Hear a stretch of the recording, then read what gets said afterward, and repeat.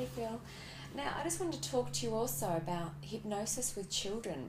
Can you actually hypnotise children? How young or old? Well, we hypnotise children down to about 7 or 8. Okay. Younger than that, there's another process which I recommend called sleep talk. Right. Which is something we can talk about later. Yes.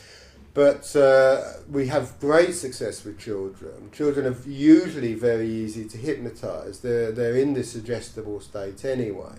Okay. And there's a number of issues, of course, that come in. What are the issues that you see? Well, there's all these 3-letter acronyms that go around ADD or ADHD. We've heard of this ADHD, yeah. And, you know, this medication that they... Ritalin, they put them on, children on. ADD stands for Attention Deficit Disorder. Now, a lot of things get labelled as disorders that we would have just said in the past, they're hyperactive. Yeah, because what classifies someone or a child with ADHD, because a lot of parents will tell you, oh, my children, you put them on the and of course it's usually boys. Yeah. Usually boys.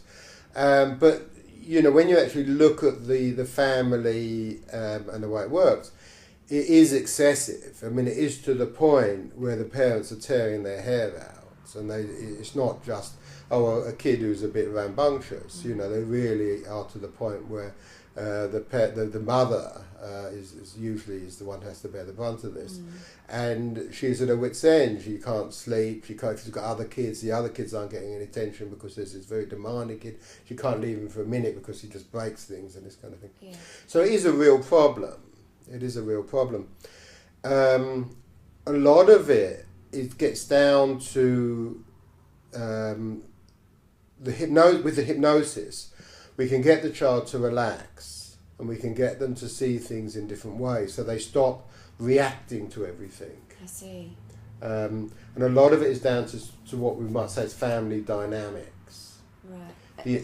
What do you mean by that? Well, this is the interaction of, say, a boy with his brother, or the mother, or the parents, and this kind of thing. It's not in isolation. The child isn't like that in isolation. Right. And often we find that the parents they're stress heads, and they become even more stressful because the boy is getting more anxious. The parents get more anxious because they I've got to keep an eye on them. So then the boy picks up on this, and you're in this situation which is almost like this vicious cycle that gets more and more intense. And often we have to work with the parents as well as with the child. Now, some parents take this very well. Yes. And they say, oh yeah, I'm half the problem because I don't relax either. Others, you've really got to tread carefully because the idea that, they could be somehow... Well, it's confronting to think that you could be contributing to... Well, it is for some behaviour. people. It is for some people. Yeah. Some people will realise, it's quite a natural thing, they're not. And some people say, oh yes, well, it's my husband who's like that or something, and so on. So we work with try and work with the family as well. I see. And there's also the dynamics of the siblings.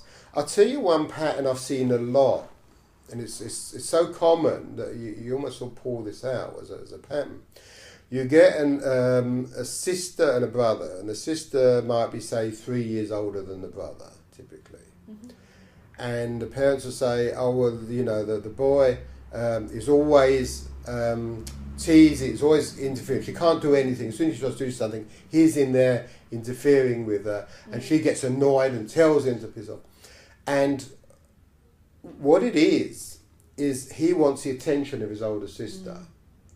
He just wants the attention, and she just sees it as this little kid who's annoying her. And I say to them, okay, what you have to get your daughter to do is to give him 15 minutes a day. I see. And they say, look, okay, I'm going to do you in 15 minutes, but that's it. Right. And often they find that changes the whole thing. He's got his attention. Yeah. He doesn't, and he realises, this constant, needling isn't going to do anything. And that can change the whole thing. And it can also mean that she starts seeing less as a nuisance, him less as a nuisance, and more as a brother. Somebody that she can play with and they can develop a common bond. So it sounds like it's about improving the relationships as well. Oh yeah, and with the parents, so the parents don't just say no. They have to be more interactive and so on. And so would you do the hypnosis session, like if you were going to involve the family, would you do it with the child and the parents at the same time, or would you do I like sessions? to have the mother in the room at the same, mother or father in the room at the same time, and obviously dinner with kids is a good idea anyway. Yes, sure. And often subtly we'll be talking to the mother and the kid listens in, but it's really about the kid. And sometimes we're talking to the kid and it's really about the mother and the mother's listening in. And one technique I use, and this can be very successful, is I get the kid into this very relaxed state. So they're sitting there, and hypnotised. And I'm talking to the mother, and I'm ostensibly talking to the mother about other children. Oh, well, I do get kids who come in and they have this particular problem or that particular problem. And what we say is this, and this. So the child's listening to it. But it's not about him, but he's hearing it, and they find this makes an enormous difference. So we can be you're not confronting the kid, you're not pointing anything out to them. They may find the defences are down because they're listening about a story about somebody else. Yes. You see, and I sometimes say to people that with all our hypnosis, we go under the radar, and I'll tell you a story. I get a lot of I say a lot, I mean it's a type that comes in, and these are girls early 20s typically, usually very attractive. They come in more often than not with their fathers. Dad is paid for them. They don't really want to come. They come because dad is paying, and the dads are absolutely desperate. They try anything for their daughter. And they're suicidal, often been in and out of mental hospitals, often do this cutting. Yeah, they're self-harming. So they're sitting there. They don't want to be here. They're not really interested. They think it's all a load of nonsense. And I feel I've got one session to make a mark, and I do what I call planting seeds. I try and get things into their subconscious.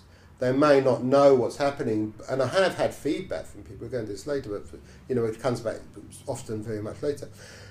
And what I do is I sometimes say to these girls, it's like you're on an island. You're lonely on the island. You don't like it, but you are desperately afraid of anybody else coming on the island and upsetting your life. So you sit there and you've got a machine gun, and you're going to look anybody who's come. You don't care whether they're friend or foe. You're going to shoot them down. You don't care.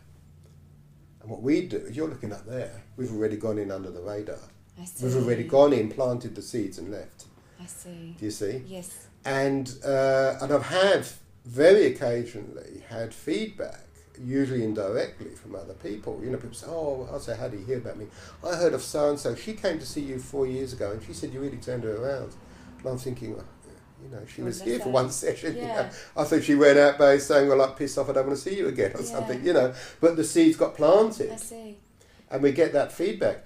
And we put in suggestions, and these might come up months later, and they may not even, often they're not even aware it's me that planted the ideas, I see. And what about children with bedwetting? We have a lot of...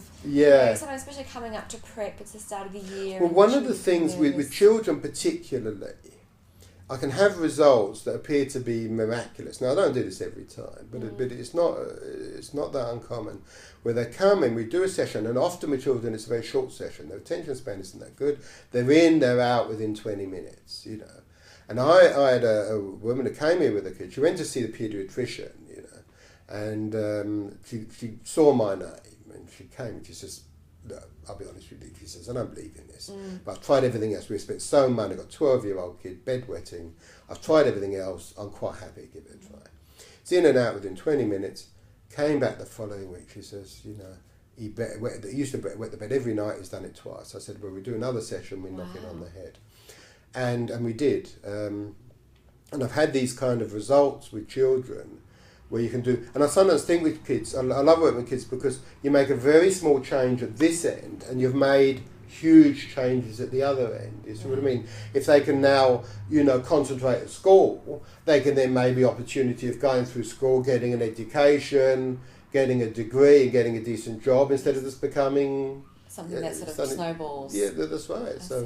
So we do very good work with kids. It can be miraculous. I can't guarantee it, because sometimes you get the kids in and it doesn't matter what you do, it's just not going to work. But we do get the amazing successes. Thank you, Phil. All right, well, thank you.